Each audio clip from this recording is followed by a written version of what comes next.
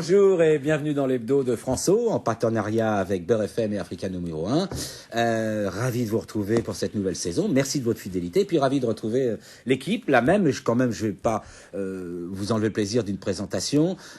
C'est les 4 cavaliers, non pas de l'apocalypse, je vous rassure, mais de l'actualité. Le plus expérimenté, qui a manqué beaucoup de chevaux et gagné beaucoup de courses, c'est Dominique Volton. Bonjour Dominique. Mais le plus jeune du cœur, ne l'oubliez pas. Voilà, directeur de recherche au CNRS. En face de lui, un taille jockey, oui, ça c'est vrai. Un brin provocateur parfois, faut bien le dire. Journaliste au Figaro, Éric Zemmour, bonjour. Et puis celui dont les propos ne sont plus à démontrer pour leur élégance et leur mesure, Francis Taloupo, bonjour. Bonjour Jean-Marc, et puis j'aimerais dire juste un petit bonjour affectueux à toute la partie technique, à tous les techniciens. On va en parler de la partie technique, à Jean-Luc Benzimra, à son équipe là-haut en régie, qui sont là depuis le début, et qui sont là avec beaucoup d'amitié, beaucoup de compétences aussi. Et puis il reste Nadir Djenad, notre soleil, notre énergie, notre jeunesse. Bonjour. Merci beaucoup. Voilà, les présentations faites. Je vous rappelle que vous pouvez nous écrire. Pour ça, on a une adresse. Je vais vous la rappeler, puis ça va s'afficher. hebdofranço@rfo.fr. hebdofranço@rfo.fr. Vos messages sont toujours les bienvenus, bien sûr, qu'ils soient pour nous critiquer ou pour nous féliciter. Dans tous les cas, on les lit et on y répond. Alors, au sommaire de cette édition, on va commencer par l'Afrique du Sud. Nous évoquerons le départ de Thabo Mbeki, qui n'est plus président de la République sud-africaine. Puis nous en viendrons au discours de Nicolas Sarkozy face à la crise financière planétaire. Nous voudrions ensuite vous parler, évoquer tous ensemble la sortie très médiatique d'Entre les murs, le film de Laurent Cantet qui était la Palme d'Or à Cannes. Et puis 2 sujets de fin, si l'on peut dire. Le Parti socialiste à la veille du congrès de Reims, avec ses 6 motions, on se demande s'il y a encore un pilote dans l'avion ou s'il y en a 6. Et le Sénat, les élections sénatoriales, oui, le Sénat bouge encore, la preuve. Voilà, alors on va commencer tout de suite par l'Afrique du Sud. Thabo Mbeki n'achèvera pas son second mandat. Il a été la victime finalement d'une lutte fratricide au sein de l'ANC, le parti au pouvoir. Jacob Zuma, qui était son concurrent direct, a gagné la bataille. C'est pas lui qui officiellement succède à Thabo Mbeki. Alors, j'ai un peu envie de demander à Francis Taloupo, ça change la donne dans le pays fondamentalement? C'est toujours le même parti qui est au pouvoir pourtant. C'est le même parti qui est au pouvoir et c'est un parti qui est surtout en pleine révolution interne et en pleine mutation. Et c'est une grande nouvelle, la démission de Thabo Mbeki. Je dirais même que c'est une révolution politique sur le continent, même, je pense, dans le contexte international. D'abord, il n'était pas obligé de démissionner, M. Thabo Mbeki. Il l'a fait en se conformant simplement, je dirais, aux humeurs et à l'attitude de son parti à son égard, qui lui a manifesté sa défiance. Il a retiré sa confiance depuis plusieurs mois déjà. Il y avait une pression interne. Et Thabo Mbeki avait commis une erreur, peut-être la seule grande erreur de son mandat, c'était de vouloir se présenter à nouveau comme le président du parti, c'est-à-dire que continuer à diriger ce parti au-delà de son mandat qui finissait donc dans quelques mois. Alors, mais je crois qu'il y a deux visions de cette situation. Il y a la vision positive, c'est que nous assistons quand même à une démarche, à un acte démocratique. C'est un chef d'État qui prend acte, je dirais, l'impression qu'il y a une maturité politique. Mais ça pose également la relation d'un chef d'État en Afrique du Sud par rapport au parti dominant, c'est-à-dire l'ANC, qui est un parti issu de la lutte de libération du système de l'apartheid, et qui a du mal, je pense, à trouver, je dirais, sa situation dans une... mal à devenir un parti de gouvernement dans une Afrique du Sud qui a du mal encore à s'extraire de cette difficulté, je dirais, initiale, c'est-à-dire comment arriver à normaliser un pays où la question raciale, par exemple, ne serait plus, je dirais, un des vecteurs principaux de gouvernement. Je finirai avant de passer la parole à mes amis. Je veux dire que, au fond, ce qui se passe au sein de l'Afrique du Sud nous renvoie à son histoire. C'est un parti qui est né des luttes de libération, bien sûr. C'est un parti qui est imprégné de marxisme. C'est un parti qui a dû gérer avec Thabo Mbeki ce paradoxe extraordinaire qui est celui d'un chef d'État lui-même imprégné de marxisme depuis l'âge de 14 ans, Thabo Mbeki, mais absolument passionné par le système libéral qui a quand même propulsé ce pays en avant. Mais il faudrait rendre hommage quand même à Thabo Mbeki, qui est une des grandes figures intellectuelles et politiques du XXe siècle, dans l'histoire de l'Afrique et dans l'histoire du monde de manière générale, au même titre que Mandela. Je veux dire, il a été aux avant-postes de la lutte de libération de l'Afrique du Sud. C'est lui qui était un des initiateurs, des acteurs principaux de la démocratie sud-africaine, parce qu'il ne faut pas oublier également que la fin de l'apartheid a permis la démocratisation de l'Afrique du Sud. Donc c'est un grand homme un grand homme qui s'en va. Et aujourd'hui, écoutez, le défi pour l'ANC, c'est d'arriver à faire une mutation. Et essaye de parvenir à être un parti où, dont, je dirais, le président ne serait plus automatiquement le chef de l'État de l'Afrique du Sud, qui, au fond, in fine, n'est que le secrétaire général, au fond, de son parti, au service d'une nation. Francis. Moi, je voudrais que Nadir Djenad intervienne, parce que, quand même, il y a 3 mots qui traversent l'Afrique du Sud. Il suffit de lire n'importe quel journal pour s'en rendre compte. Corruption, misère, progression du sida. Vous parliez de libéralisme tout à l'heure. Et délinquance qui va avec, une violence terrible. On a parlé il y a quelques mois de violence xénophobe vis-à-vis des Zimbabwéens, ici même, à cette table même. Alors, moi, j'ai envie de demander, ce changement, c'est seulement un partage du pouvoir différent, ou c'est aussi l'expression de la réalité du pays, de cette violence qui est faite quand même à la grande majorité de la population et qui se traduit par de la délinquance? Parce que la grande majorité de la population, pour l'instant, il n'y a plus l'apartheid certes, mais on ne peut pas dire qu'il y ait une aisance ou même un minimum de confort pour la majorité de la population sud-africaine. Et effectivement, c'est là que le bas blesse, et c'est là justement un des points noirs du bilan de Thabo Mbeki, dont c'est clair, on s'accorde à dire qu'il a été un grand dirigeant. Les principales failles de son bilan sont les questions économiques et sociales. C'est clair que et c'est un paradoxe, parce qu'on voit qu'il y a une croissance continue de l'économie sud-africaine, mais en même temps, il y a une augmentation des inégalités. On sait que la pauvreté augmente, que la moitié des Sud-Africains vivent dans des conditions extrêmement difficiles. 43% des Sud-Africains vivent avec moins de $2 par jour. Mais il y a aussi de l'autre côté une bourgeoisie une bourgeoisie noire, notamment qui a vu le jour et qui s'est enrichie. Les plus grandes entreprises sont quand même encore aux mains de la population d'origine blanche. Effectivement. Vous avez parlé du sida, et là on peut regretter que Thabo Mbeki n'a pas pris je dirais la mesure du fléau. Et ça lui a été beaucoup reproché.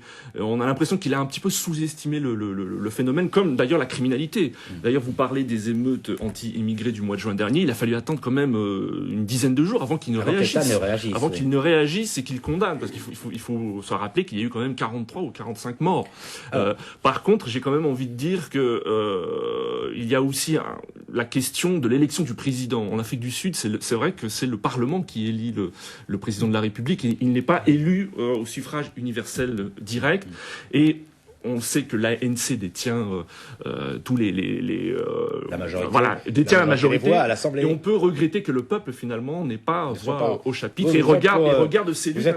Vous êtes un gaulliste historique, vous. Et regarde ses luttes quelque part. Non, ce que je voulais dire, c'est que on a le sentiment que la population, il y a un décalage entre les attentes de la population, d'une grande partie de la population, et les luttes intestines qu'il y a au sein de l'ANC, qui s'expriment au sein de l'Assemblée représentative. Alors, moi j'ai envie de poser une question à Éric Zemmour. Depuis la fin de l'apartheid, il faut quand même reconnaître que l'Afrique du Sud, et pour le continent africain notamment, une espèce de modèle, finalement, et bénéficie sur tout le continent d'une image bien particulière. Est-ce qu'avec ce qui est en train d'arriver, c'est la fin du mythe ? C'est pas la fin d'un mythe, c'est justement, je crois que l'Afrique du Sud est passionnante pour ça, car ce fut l'un des premiers, la libération de l'apartheid, la lutte contre l'apartheid, fut l'un des premiers mythes politique de la globalisation. C'est-à-dire que ça, c'est passionnant, c'est-à-dire que cet échange de la modernité post-chute du mur, qui fait qu'on a la liberté des échanges contre l'antiracisme, la liberté des marchandises, etc., et des hommes qui ça date de Montesquieu. Hein. Non, pas du tout. Liberté de circulation des marchandises pour la libération des hommes. Non, pas du tout. C'est pas du tout dans le monde bipolaire de l'URSS et des États-Unis, des deux blocs, on n'avait pas ça. Je suis désolé. Donc là, de la parenthèse historique. Et exactement. Donc là, on a avec une idée, si vous voulez, on a le libre-échange qui structure économiquement, le libéralisme mondialisé qui structure économiquement les sociétés mondiales, et idéologiquement, on a l'antiracisme qui est l'espèce de paravent idéologique de cette mondialisation. Et l'Afrique du Sud est passionnante pour ça, car c'est vraiment un des cœurs de ce moteur. Et qu'est-ce qu'on voit ? On voit qu'effectivement, le libre-échange, la globalisation mondiale produit ses effets comme partout ailleurs, même au-delà d'ailleurs. C'est-à-dire qu'il y a une bourgeoisie noire qui émerge, et il y a un creusement des inégalités, mais comme partout dans le monde entier. Et il y a surtout la naissance d'un lumpen prolétariat très nombreux. Prolétariat en guenille en français, c'est-à-dire des gens qui n'ont pas de travail. Voilà, chômeurs, ce qu'ils appellent superflus, des gens qui sont inutiles. On les appelle les non-employables. Exactement, il y en a de plus en plus. Il y a l'augmentation, je disais, de la délinquance. On parlait des émeutes anti-immigrés clandestins, mais aussi on devrait parler de la délinquance terrible contre les Blancs, parce que tout ça est lié. Et on a aujourd'hui, avec... Je comprends pas, là, la délinquance terrible contre les Blancs. Oui, il y a une délinquance terrible contre les Blancs. Contre les Blancs. Eric, bien sûr. dès que vous avez fini, là. Bon, voilà. Et voilà, alors je finis, parce que je parce que finis voudrais très donner vite. la parole à Dominique Volton. Bien sûr, je rends la parole à... C'est raccourci, mais enfin bon, allez-y. Non, mais il y a aussi... Il y a une violence tout court, j'ai dit. Eh ben oui, Voilà. mais il y a une Les violence... Noirs sont aussi victimes de Bah oui. Eh ben évidemment. Je Évidemment. pense Mais même que je les dis- Noirs sont plus victimes de la délinquance que les Blancs. Non, c'est ce que je dis, les D'abord, Blancs sont qui vivent dans beaucoup les quartiers d'ailleurs plus protégés en général que Oui, les mais Noirs, il y a beaucoup d'agressions contre les Bon, Blancs. on va- Bref. Disons que c'est chacun pas- a noté Et les il y a un réserves et problème. les Dernière réticences. chose. On va laisser Éric Zemmour terminer, de façon à ce que Dominique dire que les Volton puisse Blancs- prendre la parole. N'allez pas sur ce terrain parce qu'il ne faut pas oublier l'histoire de ce pays quand Mais même. mais d'accord. L'apartheid a été Mais quand d'accord. même une des Mais plus c'est la grandes revanche de violences du l'apartheid. XXe Mais siècle, d'accord. des siècles Ok, passés. c'est une revanche de l'apartheid, mais elle existe. Non, il n'y a pas de revanche de l'apartheid. Mais ça, elle existe. Et deux dernières choses, et j'ai fini très vite. Un, si j'ai bien compris, le Zuma, le remplaçant... Jacob Zuma n'est pas tout à fait le remplaçant, puisque le président Le de la futur République s'est remplaçant. planté. Le Non, futur le remplaçant. président de la République sera... En tout cas, c'est lui qui a fait tomber Mbeki, Enfin, on voit bien. c'est Zuma et ses partisans qui ont fait C'est au tomber nom Mbeki. d'une ligne, justement, plus à gauche et plus noire, si j'ose dire, entre guillemets. C'est-à-dire qui reproche à Mbeki d'avoir fait trop de cadeaux aux élites blanches. Et deuxièmement, et j'en ai fini, l'ANC... Raccourci également. On parle... on est là pour ça. La télé, c'est toujours raccourci, forcément. Non, sinon on écrit des Allez, thèses. on Oui. essaie d'aller vite, On Eric. choisit les raccourcis qu'on peut.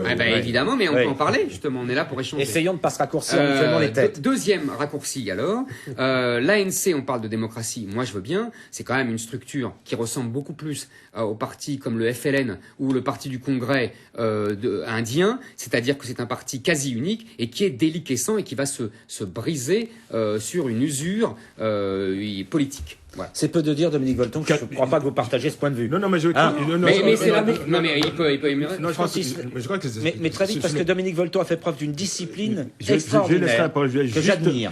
Non, parce que chaque mot compte. Quand on accole à l'ANC le mot parti unique, je pense que Quasi. c'est pratiquement, je dirais, c'est presque un non-sens. C'est-à-dire, faut quand même préciser que c'est l'ANC qui a instauré en Afrique du Sud la démocratie Et le le multipartisme qui n'existait pas au temps de l'apartheid. Donc, je veux dire, faites attention aux mots que vous employez. quand même. Il existait autant de l'apartheid, mais en L'ANC a blanc. beaucoup de défauts. mais Oui, enfin, ça s'appelle pas un vrai multipartisme quand même. Excusez-moi. Le Parti communiste était clandestin, Pas du tout, ça n'a l'ANC rien à était voir. clandestin, enfin clandestin. Bref. Bon, alors, on va laisser la parole pour conclure ce débat à Dominique Volton. La première chose quand même à rappeler, c'est que l'Afrique du Sud, dans l'histoire de la mondialisation politique, c'est la première révolution pacifique. C'est-à-dire que tout ce qu'on vient de brosser en noir autour de cette table, ne doit quand même pas obliger que c'est la première fois, alors qu'il y aurait dû avoir une lutte des classes, une lutte des sexes, une lutte raciale, il n'y a pas eu. Donc il faut quand même le rappeler, tout était en place, compte tenu de l'horreur du régime d'apartheid. Donc moi je suis admiratif, mais admiratif pour au moins encore une génération, de ce que l'intelligence politique des Noirs et des Blancs ont réussi à faire. Et moi, tous les soubresauts actuels ne changent rien par rapport au fait que c'est une première dans l'histoire du monde. Donc il faut sans cesse le rappeler. Et je veux dire, Aujourd'hui, alors, j'ajoute quand même qu'on est quand même très mal placés les uns les autres pour commencer à analyser un peu critique, parce que quand on voit comment l'horreur du capitalisme libéral vient de produire en moins de 30 ans de globalisation, l'effrayante crise financière, dont on va avoir des conséquences culturelles, politiques, économiques gigantesques, j'ai envie de dire, pour un chef d'État qui part sous une pression juste, modestie d'abord, admiration premièrement, modestie ensuite. D'autre part, on ne peut pas plaquer nos catégories politiques, je ne suis évidemment pas d'accord. L'ANC n'est pas un parti unique modèle soviétique, c'est complètement faux. Soviétique, j'ai dit Attendez. FLN et Oui, Parti du Congrès. Stop, et vous l'avez On va tout à laisser, fait juste. on va laisser. C'est quand même l'ANC qui a réintroduit la démocratie. Je ne sais pas comment ils ont réussi à échapper à la guerre civile. C'est un miracle, ça continue. Et le fait qu'un chef du gouvernement disparaît, c'est une structure du pouvoir qui fonctionne pas comme nous. Elle fonctionne pas comme nous. La première chose, faut respecter, faut essayer de comprendre, et faut arrêter de juger. Et le problème qu'on a constamment dans le reste du monde, c'est que les Occidentaux et les Européens et les Blancs Juge les autres. n'arrêtent pas de juger le reste on va- du on va- monde. on va- Attendez, je voudrais finir Je vais là-dessus. conseiller une lecture Donc si à- jamais à- là-dessus, Dominique sur Volton. l'Afrique du Sud, on n'est pas un peu plus modeste, on n'essaie pas de comprendre un peu, et je finirai en disant que qu'est-ce qui leur est arrivé en moins de 20 ans? Ils ont évité la guerre civile.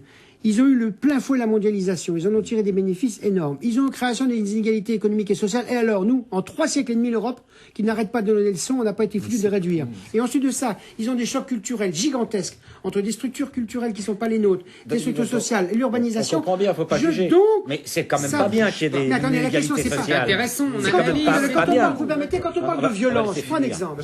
Quand on parle de violence, moi j'ai envie de dire, attendez, ça me rappelle ce que racontaient les Chinois quand j'étais en Chine, au moment où on était très contents de la manière dont on supportait le Tibet. Ils ont dit, nous, on ne va pas vous emmerder sur ce qui se passe dans les banlieues. Mais en question de violence, moi je veux bien qu'on aille voir dans nos banlieues riches et occidentales comment ça se passe. Autrement dit, avant de s'étonner de la violence qu'il y a en Afrique du Sud, ce que je veux dire par là, je vais finir mon raisonnement. Tout le monde comprend votre La raisonnement. Mondialisation, ça oblige à comparer et à relativiser. Et avant de porter jugement de valeur sur les autres, on Enfin, ferait quand on d'abord n'a de pas regarder bouffé chez dans soi. son assiette, c'est dur de relativiser quand même. On ferait d'abord. Je pense pas que... C'est Non, non, non, Et quand on dit, allez, ils ont Donc je évité dis la guerre. comparer, relativiser. Mais Comparer, comparer, Quand on dit relativiser. ils ont évité la guerre Mais ça- civile, oui, Aujourd'hui c'est encore. magnifique, oui. Aujourd'hui encore. Mais moi Écoutez ce que disait Zemmour, parce que- j'estime que l'explosion de la Zemmour violence. n'est pas le. Ah, je peux finir. Écoutez ce mais qu'il vous vous dit. l'avez dit pendant 10 minutes tout Non, à l'heure, on l'a non, entendu. J'ai pas fini. mais L'explosion. Non, mais à ce moment-là, moi non plus, j'ai pas fini. Personne n'a Non, mais fini. je réponds plaît. à ce que vous avez dit. Mais moi, je l'ai pas fait tout à Allez, l'heure. s'il vous plaît. Je ne l'ai pas fait tout à l'heure. Dominique Bolton, L'explosion on de va la laisser violence une est minute un et substitut à la guerre finit. civile. Non, Chacun, mais ça- bien bon, sûr. on va, je pense qu'il y a des formules toutes faites. Mais non, On ne se mettra pas d'accord aujourd'hui, mais Non. je voudrais On est pas quand même d'accord, Francis on est pas d'accord. Laloupeau et ensuite Mais ce Nadia n'est- Djenad mais vous On c'est n'est la pas là parole. pour être d'accord. Mais- C'est S'il ça vous qui est plaît. intéressant. Non, vous n'êtes pas là pour être d'accord, mais si ça vous arrive, on sera content quand même. Hein. Francis Laloupeau. On n'est pas là pour être d'accord, mais ce qui est étonnant, c'est que là, on est sur un sujet qui ne nécessite pas une polémique forcément, et que c'est une Polémique pas, on a des on analyses peut, différentes. on peut poser un regard analytique, un regard, voilà, un regard froid, Bah, c'est ce que j'essaie de un faire. regard Exactement. rigoureux sur une situation qui est celle-là. Exactement. Bon, je pense que quand on parle de violence et quand on parle de la paupérisation de la population, on voit le même phénomène effectivement dans un certain nombre de pays qui ont Mais cette bien difficulté sûr, bien sûr. Mais à jusque dans nos banlieues, joindre, je veux dire, bien sûr. les rigueurs du libéralisme et de la mondialisation Mais bien sûr. aux nécessités sociales. On le voit au Brésil, on le voit dans d'autres pays. Et on va au peut-être le Venezuela voir dans pas et ailleurs. longtemps en France. Bon, alors, Francis, on va passer la parole à Nadia Djenad. Je vous coupe, excusez-moi. C'est parce qu'on a vraiment peu de temps. Non, mais en fait, moi, je voulais juste rendre hommage quand même au geste élégant de Thabo Mbeki qui quitte le pouvoir quand on sait que dans plusieurs. Quand on sait que beaucoup. On va laisser Nadir. Il n'était pas obligé. D'abord. Quand on sait que dans d'autres pays, et notamment le voisin, on a ça, c'est beaucoup parlé sûr. du voisin Ah, ça, c'est de l'Afrique du Sud, le Zimbabwe. Ah, ça, c'est Robert sûr. Mugabe, on a un chef Zimbabwe. d'État Ah, ça, qui je suis s'accroche au d'accord. pouvoir. C'est pourquoi tout à l'heure, peut-être, on sera tous d'accord pour Ça, c'est conclure vrai. qu'il y a Quand on une voit- certaine maturité politique. Comparer, relativiser. Et On va quand on laisser voit la dans dire. d'autres pays, par exemple, des chefs d'État veulent amender la Constitution pour pouvoir Pour être rester au président pouvoir, à vie, ouais. moi, je suis désolé, c'est vrai qu'on peut que saluer le geste Je élégant crois qu'on de peut Thabo parler. Mbeki. Bon, On va s'arrêter. Mais On ça a aurait été pu dit par commencer par là. Francis. Ça a été dit par Francis Laloupeau. Et je voulais, On va arrêter et je là. voulais appuyer, parce qu'il faut aussi voir le profil de l'homme, je pense, pour comprendre la situation. Thabo Mbeki, c'est un ancien apparatchik, c'est un grand intellectuel, c'est également un de ces hommes aujourd'hui donc qui disparaissent, je veux dire avec l'histoire du monde qui avance, qui sont imprégnés de cette orthodoxie, je dirais, politique révolutionnaire. Anticoloniale, On le reprochait d'ailleurs, anti-apartheid. on le reprochait d'ailleurs cette forme de rigidité que certains disent qu'il avait un style pontifical. Donc avec ses convictions qui l'ont amené parfois à avoir des positions, notamment sur le sida, qui sont des positions absolument étonnantes et ses positions vis-à-vis de Mugabe aussi, parce que quelqu'un qui est capable de s'appliquer à lui une telle rigueur politique en démissionnant alors qu'il n'était pas obligé, et qui par ailleurs était celui qui cherchait les solutions les plus complexes, disons, pour résoudre la situation kenyane. Moi, ce qui me gêne un petit peu, c'est que Mais Francis. ça nous amène simplement, je veux dire, à nous intéresser, au-delà de cette émission, de ce débat, à la sophistication des attitudes politiques, comme on a pu connaître au siècle dernier, et Thabo Mbeki est un de ses représentants illustres et absolument admirables. On remercie Francis pour avoir conclu par une espèce d'éloge funèbre de Thabo Mbeki. Absolument. On le reverra peut-être en politique dans pas longtemps. Méfiez-vous. Il est encore On en vivant. passe à notre président de la République, qui vient de faire 2 discours.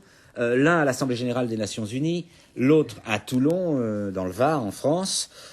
Nicolas Sarkozy, au travers de ces 2 discours, a finalement essayé de définir une stratégie face à la crise financière planétaire. Il a été convaincant pour vous, Éric Zemmour, Nicolas Sarkozy? Convaincant, ça dépend. Il a fait un discours, un magnifique discours écrit par Henri Guénaud, qui aurait très bien pu prononcer Jacques Chirac. Donc c'était passionnant, c'était une critique de la mondialisation financière, d'une dureté et d'une férocité impressionnante. implacable vraiment condamnation de la mondialisation financière. Alors ça pose plusieurs questions. La première, c'est que c'est le paradoxe Sarkozy. C'est-à-dire que Sarkozy s'est construit en rupture, selon le fameux mot, contre le mitterrando-chiracisme qui refusait les conséquences de la mondialisation libérale et financière. Je comprends pour aller vite. Ça veut dire qu'il nous refait le coup de Guy Moquet, c'est ça que vous êtes en train de nous dire? Je ne ferai pas du tout ça. Expliquez-nous bien. Je vous explique ça clairement. Je viens de le dire. C'est-à-dire que il incarnait dans l'esprit public, et il a lancé sa campagne là-dessus, sur l'adaptation de la France à la mondialisation, à la globalisation, à l'encontre de Mitterrand et Chirac, qui avaient résisté comme ils pouvaient et qu'on avait accusé d'immobilisme. Et en même temps, c'est tout le paradoxe de Sarkozy, depuis la campagne présidentielle, depuis que ses discours sont écrits par Henri Guénaud, il tient des discours exaltant le rôle de l'État, exaltant le volontarisme, critiquant la Banque Centrale Européenne, critiquant le capitalisme financier. Donc ces deux Sarkozy se sont entrechoqués, et hier, on n'avait plus que le Sarkozy chiraco-guénoïen. Donc c'était très bizarre. Deuxièmement, le problème, c'est que il ne peut pas faire grand-chose.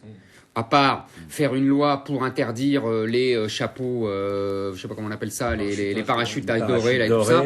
Mais les Hollandais l'ont déjà fait. Enfin, ça, ils changent à la marge les règles de la mondialisation. C'est évidemment les Américains qui tiennent le manche, et l'autre manche est tenu par Jean-Claude Trichet, le président de la Banque Centrale Européenne, qui depuis un an se moque complètement des objurgations de Sarkozy à relâcher un peu la pression sur l'euro fort. Et là, je vois pas pourquoi Trichet changerait de comportement. Donc là, on a un choix. Alors, je finis là-dessus. En politique intérieure, c'est très habile parce que, si vous voulez, il occupe tout le terrain, hormis Besancenot. Il a quand même fait un discours pour dire l'anticapitalisme c'est pas bien, mais sur le plan extérieur, la crise économique, il n'a pas grande prise dessus. Voilà. Donc habilité politique, mais pas beaucoup d'efficacité dans le résultat. Voilà. Dominique Volton. Moi, je dirais en communication politique, premièrement, la culture est en train de le rattraper. C'est-à-dire qu'il a dit, tout ce que vous avez fait les prédécesseurs, c'est nul, je vais tout changer. Évidemment, il s'aperçoit qu'il ne peut pas changer la mondialisation et qu'il est obligé de rentrer dans la culture mondiale pour comprendre les problèmes. Il l'a déjà vu avec le Caucase et la Géorgie et la Russie. Donc, tant mieux. C'est-à-dire que progressivement, il rentre dans le fait qu'être un président d'une puissance moyenne, même si on a un rôle symbolique énorme au niveau mondial, c'est très difficile. Il ne fallait pas critiquer à ce point-là tous les prédécesseurs pour finalement faire comme eux, c'est-à-dire un magistère du verbe. Et c'est pas rien, le magistère du verbe, mais au moins, il faut savoir où on dit quelque chose. Et premièrement. Deuxièmement, comme il arrive à redire des choses que disaient tous ses prédécesseurs de droite ou de gauche, à savoir un minimum de réglementation, un minimum de fin du libéralisme, un minimum de distance à l'égard des États-Unis, comme c'est tellement contradictoire avec tout ce qu'il a dit pendant 2 ans, il ne faut pas imaginer que les Français ont à ce point-là la mémoire courte. Donc je ne sais pas comment il va gérer politiquement cette contradiction. Et donc, pas sûr que les Français l'aient cru, en quelque sorte. Donc par conséquent, c'est pas un problème de com, c'est un problème de communication politique. C'est-à-dire il va falloir qu'il choisisse son identité, pas son rôle, pas son image. Mais c'est l'un ou l'autre. Et on ne peut pas dire qu'il y a deux Sarkozy ou 3 Sarkozy qui cohabitent. Il a dit des choses pendant 2 ans, maintenant, pendant 1 an et demi, il est en train maintenant de dire exactement l'inverse. Il va falloir qu'il choisisse. Alors, et donc ça veut dire, moi, ce qui m'intéresse... C'est déjà l'inverse pendant la présidentielle, Dominique. Permettez, je voudrais juste finir. C'est quand même un problème de fond. J'aimerais rebondir sur votre propos. Allez-y, finissez. La question de fond, c'est qu'un homme politique, et c'est pour ça que la démocratie médiatique, c'est très difficile, il expose terriblement ce qu'il dit, surtout quand il dit qu'il joue la rupture. Il le dit tellement fort en délégitimant ses prédécesseurs que si jamais il se met à refaire exactement la même chose que ses prédécesseurs, il va falloir qu'il s'attende à des effets boomerang. Et même si l'effet boomerang n'est pas tout de suite, il sera derrière. Et j'ajoute que quand même, sur la déréglementation du marché mondial, je veux dire, il n'y a pas 6 mois, on nous disait qu'on allait avoir une croissance forte, que ça ne nous attendrait pas. Donc quand il dit hier de manière, il faut que je vous dise la vérité, il ne faut pas prendre les gens pour des idiots, ça fait 6 mois, il a dit l'inverse pendant des mois et des mois et des mois. Donc les gens ne vont pas oublier eux-mêmes que pendant des mois, on a fait de la dénégation sur cette crise financière mondiale et qu'on ne peut pas jouer à celui qui dit je dois vous dire la vérité, vous Français qui ne la connaissez pas. Ils l'ont hélas probablement connu avant. Donc il y a un problème de tempo et de logique. Et de légitimité. Je voudrais quand même poser une question à Francis par rapport à vos 2 interventions. Parce que finalement, de quoi s'aperçoit-on? Vous dites l'un comme l'autre pour des raisons différentes. Vous ne dites pas la même chose. Mais vous dites l'un comme l'autre que finalement, il a adopté une attitude dans son discours. Alors moi, j'ai envie de demander à Francis, quand d'un côté, il adopte une attitude de critique du capitalisme financier, mais que de l'autre, il dit « Je continue mes réformes. Je prévois notamment la suppression de 30 000 postes de fonctionnaires en 2009. » Comment il va faire fonctionner l'État? Je reviens sur l'idée de supprimer un échelon local pour faire des économies sur l'État et sur le fonctionnement de l'État. Moi, il me semble qu'il y a 2 personnes et pas une seule, ou 2 politiques, non? Il y a au moins 2 personnes. Mais nous parlions des vérités successives de Nicolas Sarkozy, mais moi j'aime bien cette vérité, celle qu'il a dite dans ce discours de Toulon. Et je vous surprends peut-être, mais cette vérité-là, celle-là, je pense, comme on dit, ça va mieux en le disant.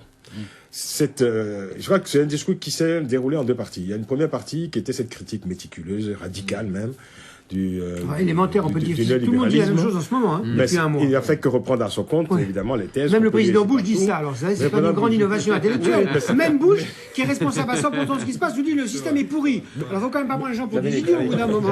On va laisser Francis. C'est pas d'une radicalité intellectuelle que de dire ça en ce moment. Ça s'appelle du conformisme face à l'échec total. On va laisser Francis s'exprimer. Le capitalisme est effrayant. On arrive à dire très intelligent ce que dit la guerre qui est responsable. Oui, j'ai compris, mais quand même. Il aurait pu choisir une forme de conformisme. Si Bush ne lit pas, comment il peut nier, lui? Oui, d'accord. Il aurait pu choisir une autre forme de conformisme. Il a choisi celle-là, et celle-là, je la salue. Et bon, voilà. Elle s'impose, s'il vous plaît. Ça s'impose. C'est quand même extraordinaire. Je veux dire, on peut même pas aller jusqu'au bout d'un raisonnement. Allez, mais dépêchez-vous, on est pressé. Cela fait des mois que nous disons ici qu'il faut restaurer les pouvoirs de l'État, qu'il faut que l'État intervienne davantage, qu'il faut de la régulation. Hier, le discours de Toulon allait beaucoup plus loin que ça. C'est un discours qui rappelle que le capitalisme a une morale, une éthique et des institutions et qu'il faut revenir à l'orthodoxie capitaliste. Bon, écoutez. Maintenant, il y a une deuxième partie du discours qui m'a beaucoup plus embarrassé, beaucoup plus gêné, c'est que la deuxième partie du discours contredisait la première. Oui. C'est-à-dire que... Lequel croit? Monsieur Volton, s'il vous plaît, monsieur Nicolas Sarkozy a voulu, dans un exercice d'équilibrisme absolument compliqué, faire entendre aux Français que les réformes qu'il a instituées, les réformes qu'il conduit actuellement, sont absolument compatibles avec le discours radical de la première partie de son discours. Voilà. Et ça, c'est beaucoup plus compliqué, c'est beaucoup plus difficile, effectivement. Alors, parce qu'on ne peut pas, d'un côté, je veux dire, inviter les Français à se mettre au travail, à contribuer à une forme de prospérité en remettant en cause le système, et par ailleurs, évidemment, annoncer un certain nombre de mesures qui sont radicalement en opposition. Mais, s'il vous plaît, donc, Jean-Marc, j'allais dire une chose. C'est important quand même de le dire. C'est très important. C'est important de le dire. Je crois que aujourd'hui, on sait que la France seule ne peut pas grand-chose sur la scène internationale. Parce que depuis 10 ans, au fond, qu'avons-nous fait? Qu'ont fait tous ces pays-là? M. Sarkozy n'était pas là il y a 10 ans, il n'était pas là quand la guerre du Golfe, le 11 septembre 2001, Sarkozy n'était pas là. Mais on a vécu au fond sous la loi de la guerre, sous la loi américaine.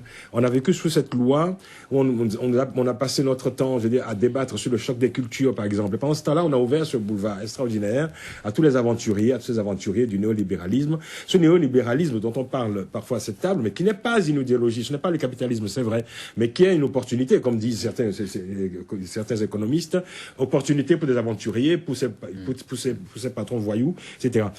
Et on a oublié d'ailleurs que le travail est une valeur, que le travail est devenu un marché, et que le travail est devenu le seul vecteur du progrès possible. Je pense que le fait de le dire aujourd'hui, de le rappeler dans un discours, comme ça a été le cas de Nicolas Sarkozy dans le discours de Toulon, c'est toujours ça de prix. C'est toujours ça de prix.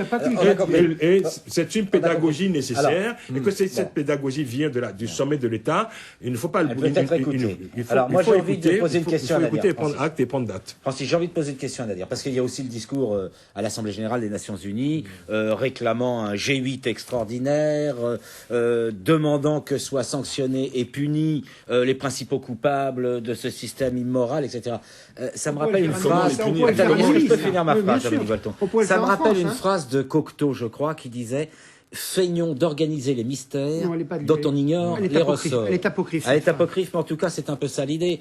Est-ce qu'il a les moyens de ses ambitions, Nicolas Sarkozy? Non, Ah non, Angélique, on l'a dit. Non. Alors, on va l'a dit, demander à mais Nadine. moi, je vais vous faire part de mon extrême inquiétude devant cette crise qui touche les États-Unis, et on voit bien l'impuissance du président George Bush. Vous l'avez souligné, il a été même réduit à inviter les candidats à la présidentielle il y a quelques jours pour essayer de trouver des solutions. Les candidats à la présidentielle, Barack Obama et John McCain.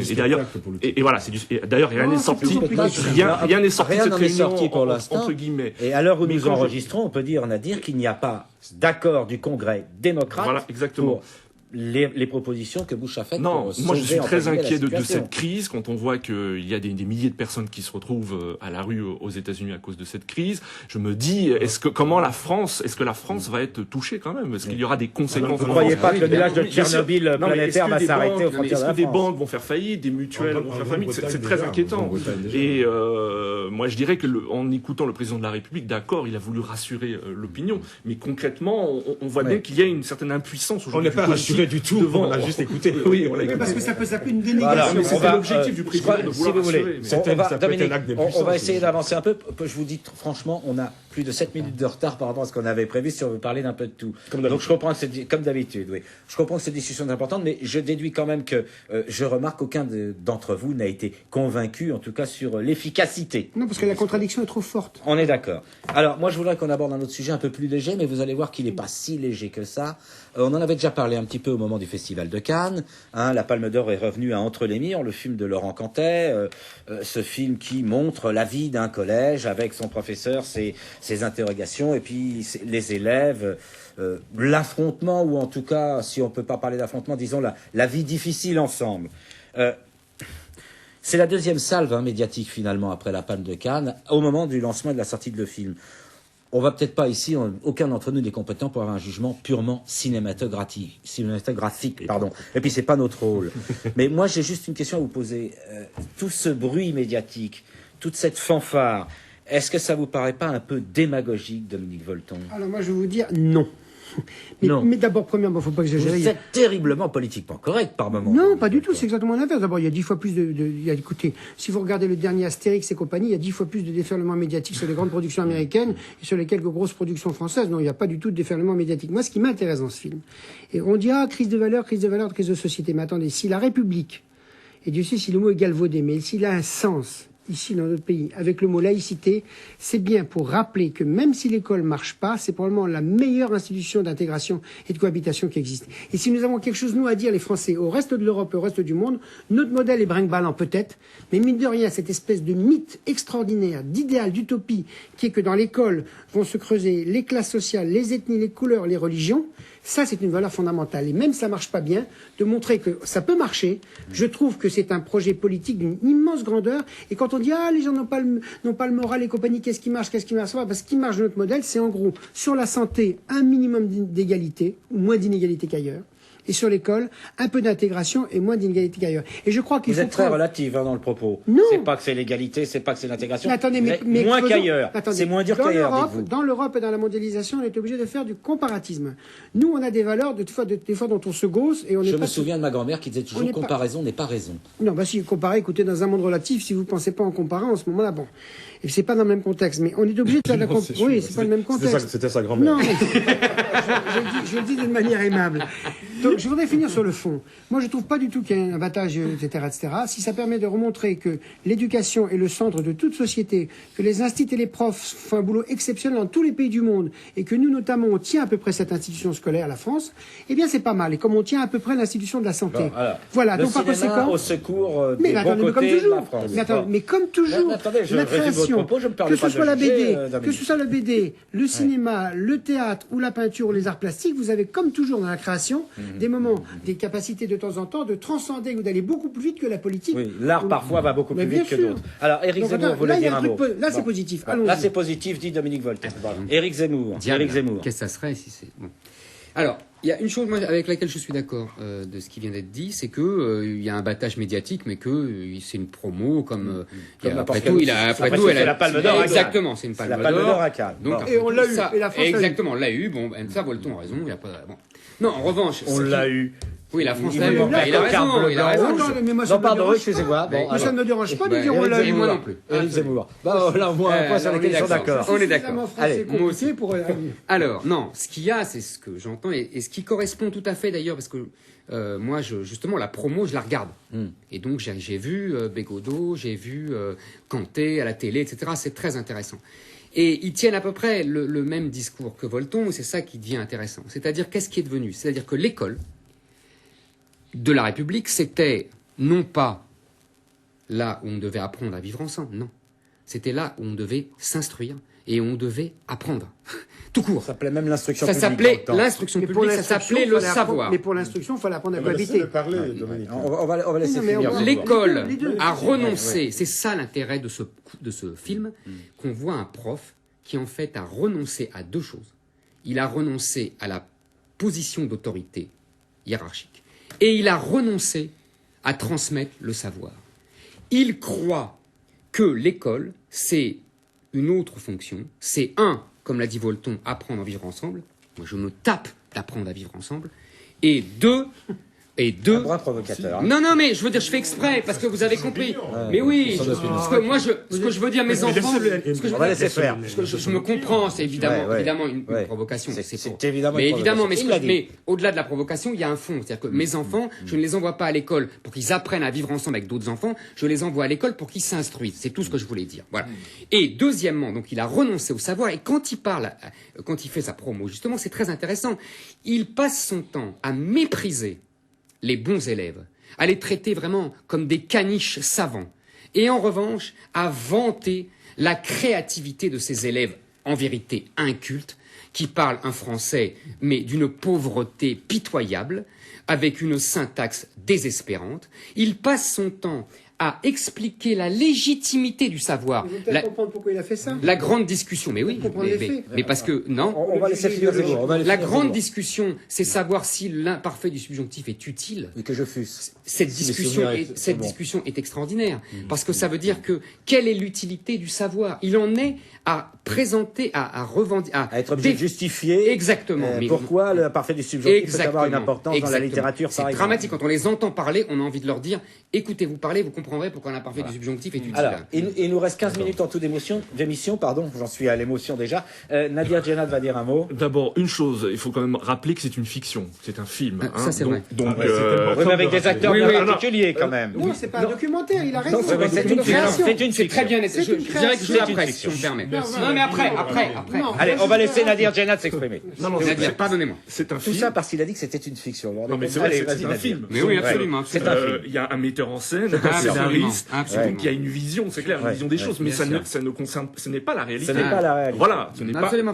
Non, ce Ceci la n'est pas réalité. d'une pipe, disait Moi, Magritte. je vais vous dire, moi, ce qui m'a un petit peu gêné, je n'ai pas vu le film, donc il est difficile de juger un film qu'on n'a pas vu, mais par contre, j'ai vu quelques extraits qu'on repasse en boucle.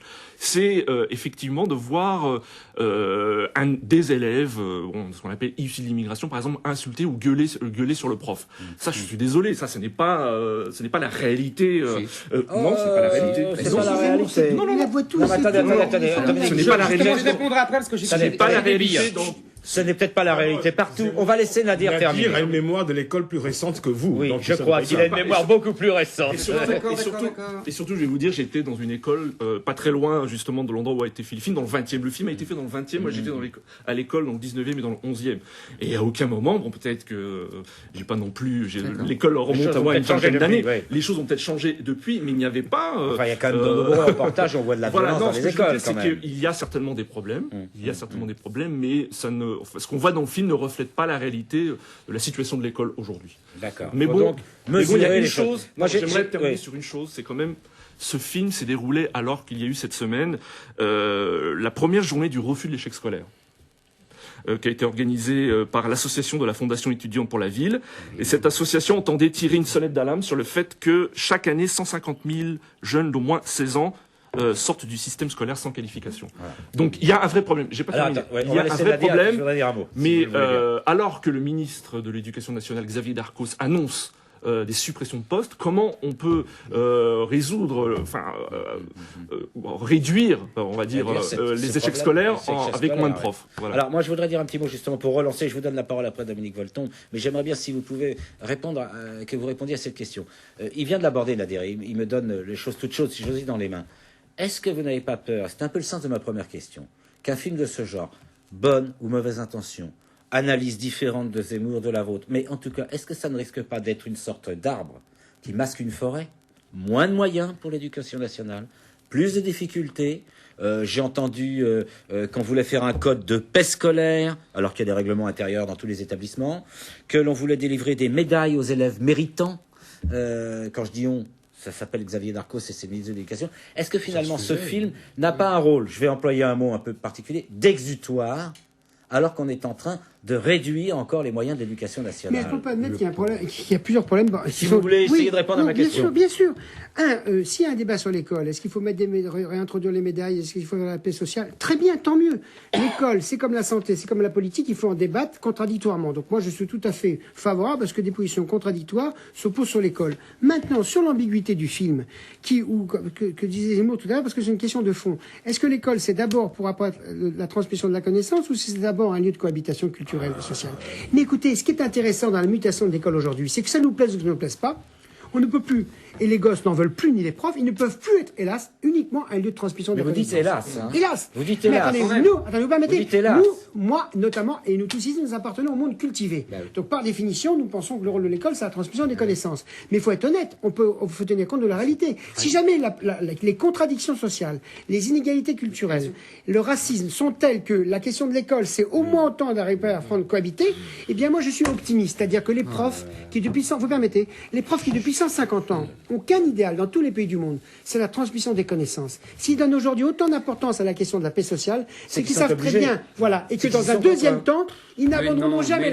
Je ne connais aucun institut, je ne connais aucun institut, aucun prof qui ne dise pas que la transmission des connaissances est essentielle. Par contre, ils disent tous que s'ils n'arrivent pas, et c'est monstrueusement difficile, à gérer un minimum de paix sociale, alors il n'y aura pas de transmission des connaissances.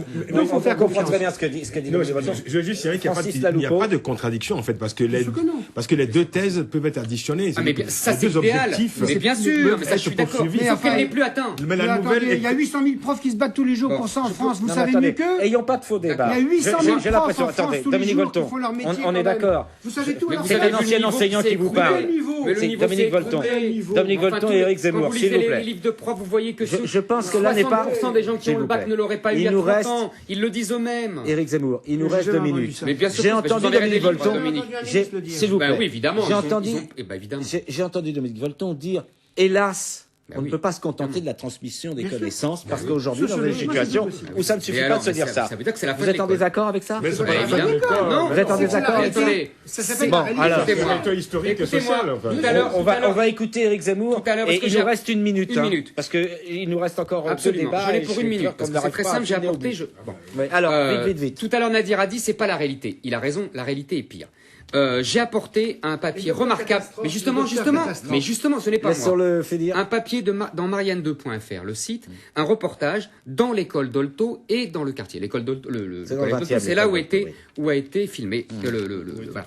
Alors, je vous lis très vite. Le collège d'Olto, le but du jeu dans le quartier, c'est d'éviter d'y envoyer ses gamins, explique un ancien instituteur d'une école voisine. Plus loin, au moment où le collège a été mis en travaux, la moitié des enseignants ont fait valoir leurs droits pour être réaffectés dans les arrondissements voisins. Un autre prof parle de loi de la jungle. Et là, je finis. Dans le film, la violence est permanente mais verbale. Et un prof explique « J'ai vu des bagarres d'une violence terrible entre élèves. Les profs devaient souvent s'interposer, prenaient des coups. » C'est ça l'école aujourd'hui. Mais vous dites, Éric Zemmour, vous êtes en train de dire exactement la même chose que Dominique Volton. Comment vous faites? Vous êtes en train de dire exactement la même chose. La paix sociale dans les écoles, comment vous faites? Allez-y, tiens, passez-y 2 jours. Allez-y. Simplement, il est parent d'élèves.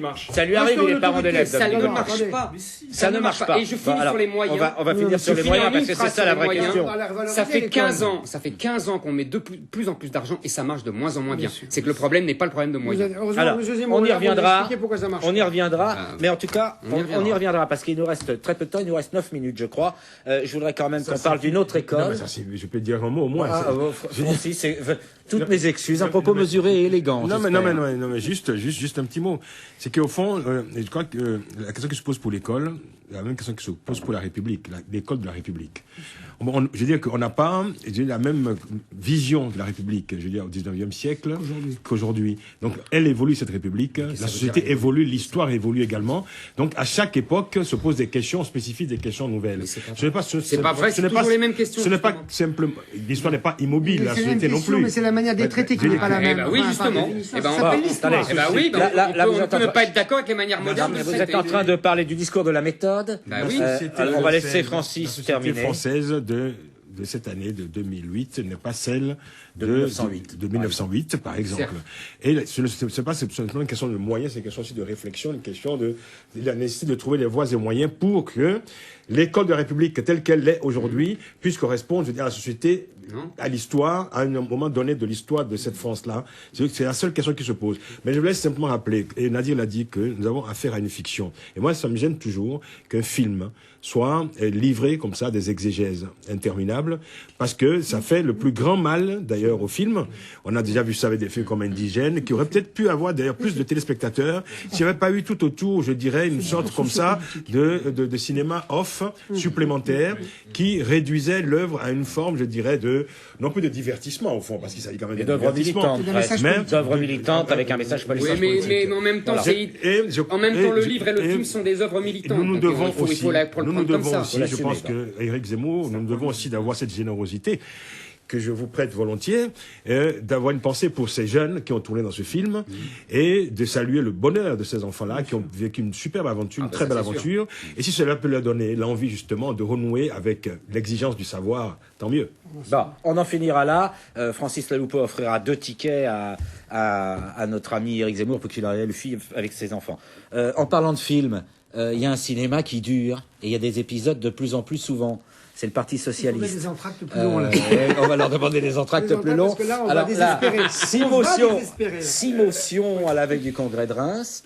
Les petites trahisons des uns à La Rochelle, les manœuvres des autres, les allers-retours, les départs, les disparitions, les retours. Bref, on a l'impression que c'est Guignol, ou alors Commedia dell'arte. Il se passe quoi dans ce parti, Dominique Volton?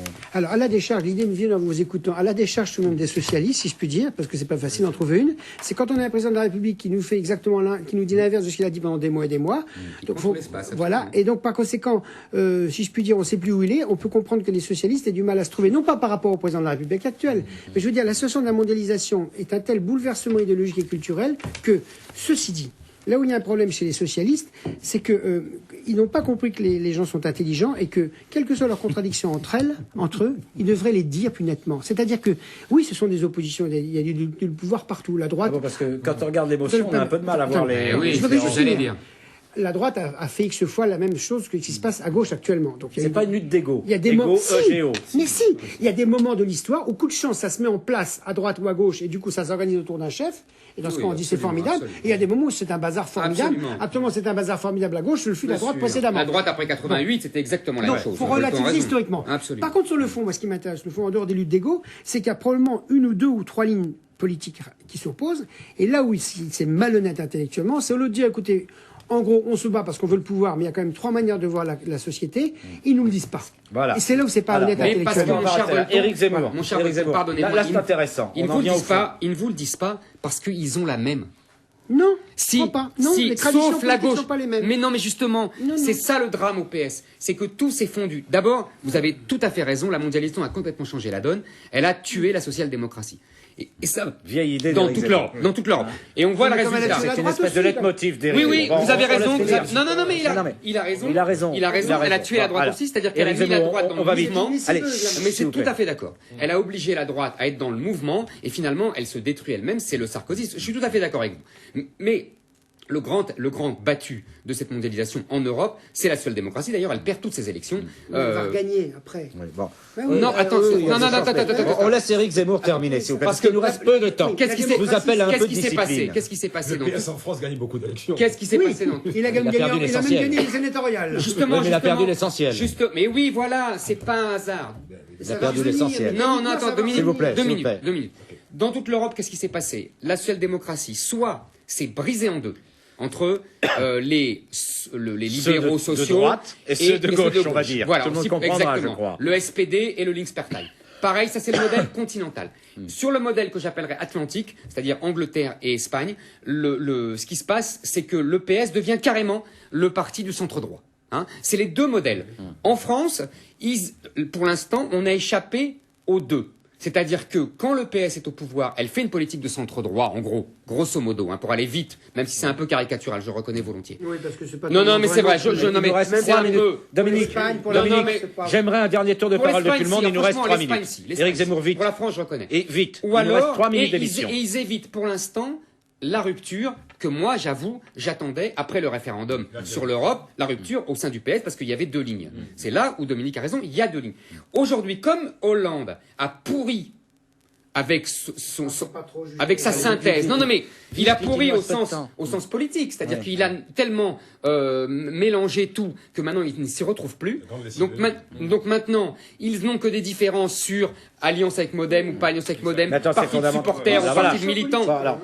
Oui, mais c'est le pour choix faire fondamental est là, mais- me semble-t-il. Avec ou sans François Bayrou. Sauf que c'est fait pour la même Nous, on politique. va au centre. Parce que Delanoë, oui, mais d'accord, mais Delanoë, un le exemple centre, et j'ai le fini. centre, c'est- Delanoë, Zemmour. qui refuse l'alliance avec le Modem, fera quand même la même politique. Comme Guy Mollet. Voilà. Comme Donc, Guy Mollet. c'est pour ça que je dis c'est la Alors, même pour les politique. anciens, Guy C'est pas- Mollet Guy a fait Mollet. une politique, disons-le, assez à droite. Avec tout un en discours étant de dans gauche. un discours Voilà. de gauche. Mais- On va, non, attendez, Dominique, vous avez exprimé, il nous reste Ça 2 fait la même minutes. chose dans l'autre Nadir sens. Génal Exactement. et Francis. Ça, c'est Et, la mondialisation. s'il vous plaît, un peu Pardon. de discipline, il nous reste 1 minute et demie. Moi, je trouve Nadir. que vous êtes assez dur quand même avec ce parti. Bon, je vous le dis, Tu aimes bien Chatignan, je n'ai peut-être. je n'ai pas ma carte du Parti Socialiste, mais moi je trouve ça. Mais c'était à 20 €. S'il vous plaît. C'est les cartes à 20 €. Pourquoi est-ce qu'à chaque fois que Nadir s'il vous plaît, pourquoi est-ce qu'à Moi, chaque je- fois que Nadir Génad essaie de prendre la parole, vous essayez de l'interrompre? Parce qu'il est trop Allez. gentil. Bon voilà, vous êtes trop gentil, Nadir, allez-y. Allez-y. Mais j'apprends beaucoup avec vous. Allez Nadir, on vous Non, écoute. non, ce que je voulais dire, c'est que je vous trouve très dur avec le Parti Socialiste. D'ailleurs, tous les médias d'ailleurs font la même Il y a analyse. beaucoup quoi. C'est d'émissaires, je suis le d'accord. bordel. C'est pas faux, c'est pas faux. C'est Donc vrai. voilà, C'est pas que c'est pas faux, quand c'est même, vrai. c'est un parti.